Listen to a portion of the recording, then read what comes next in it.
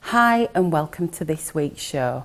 I'm Nicola Green and with me is Becky Wakefield from the Pennine Domestic Violence Group.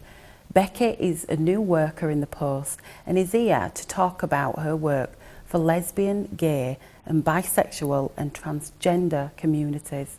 PDVG is a registered charity that provides support, advice, information and safe accommodation to anyone affected by or experiencing domestic abuse.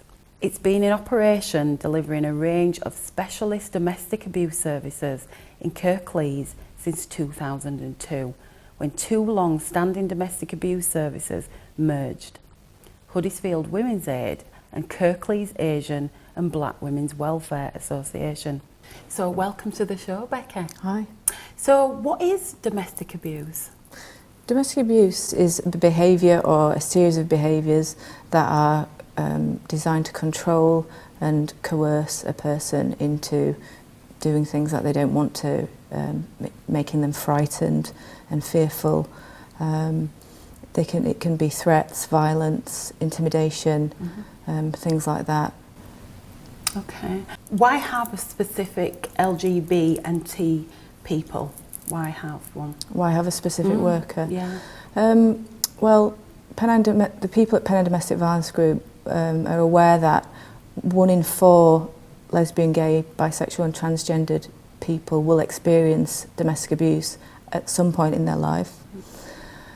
The thing is, those groups of people aren't accessing the services that we provide. So we're an organisation that works with and supports people who experience domestic abuse, yet those people aren't accessing the services. So they've employed me on a temporary basis to look at the services and also to raise awareness amongst those communities about what abuse is, in the hope that more people will start getting the help that they need. Yeah, definitely. And what help can people, if they are experiencing domestic abuse, get from your service? Well, there's many different kinds of support that people can access at PDVG. So they can get access to safe accommodation through refuge. They can, if they're staying within their own homes, they can get help to make that home safe and secure, so they can get their locks changed, things like that. If they're not living with the perpetrator anymore, they can also get support through the legal proceedings, going to court, dealing with the police. So how do LGBT and T people experience domestic abuse? Okay, LGBT and T people can experience domestic abuse in the same way that everybody else can experience it, but they also can have unique experiences. So, for example, a threat might be made by your partner that if you don't do something that they want you to do, that they're going to out you to your family and friends or work colleagues, because your partner might be the only person that you're actually out to. So that's a huge threat, and it's you could really potentially control someone's behaviour. You could do everything really with that kind of threat. Another one is if you're transgendered and you decide to tell your partner that you want to transition, that can be a real risk point, and research shows that can be when the abuse can begin.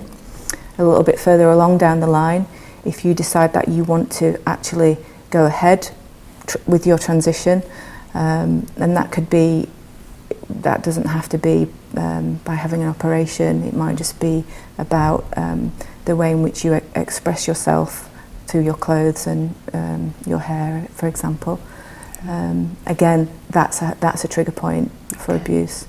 And also, if you are transitioning, then the hormone treatment that you're taking, they might withhold that, for example, from you. Right. So that's another way of controlling you.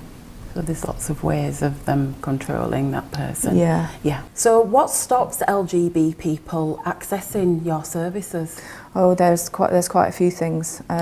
Firstly, it's about possibly it's about perception. So LGBT people believe that domestic abuse only happens within heterosexual relationships, for example. So it doesn't apply to them. So they may well be experiencing abuse, but they just don't see it as abuse at all. The second thing is that they may not think that services will take them seriously. Mm-hmm. Another one is that they fear experiencing discrimination. So homophobia, biphobia or transphobia, and that is a very there's lots of research to show that those communities are not accessing services for that reason. So part of my job is about reassuring these communities that I'm doing, and PDVG staff, volunteers and trustees are all doing a lot of work to make sure that we're delivering the right service, that it's appropriate, that it's pitched right, etc. And so that discrimination doesn't happen. Okay.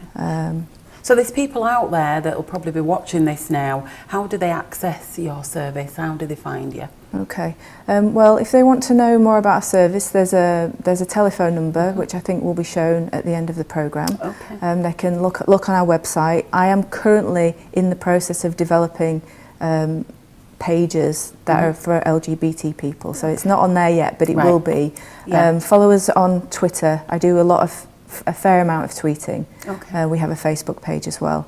But if you are experiencing abuse and you need some help, you can either contact the police or you can contact PDVG services, where it's a central number, and then you can talk to a worker and they'll decide, they'll hear what you have to say, how you're experiencing the abuse, and they'll decide what kind of support is the best support for you. Okay. Thank you so much, Becky. The contact details for PDVG will be on our screens. Remember, you can contact us by the usual means to discuss this and any other topic on our website. I'm Nicola Green. Thank you for watching.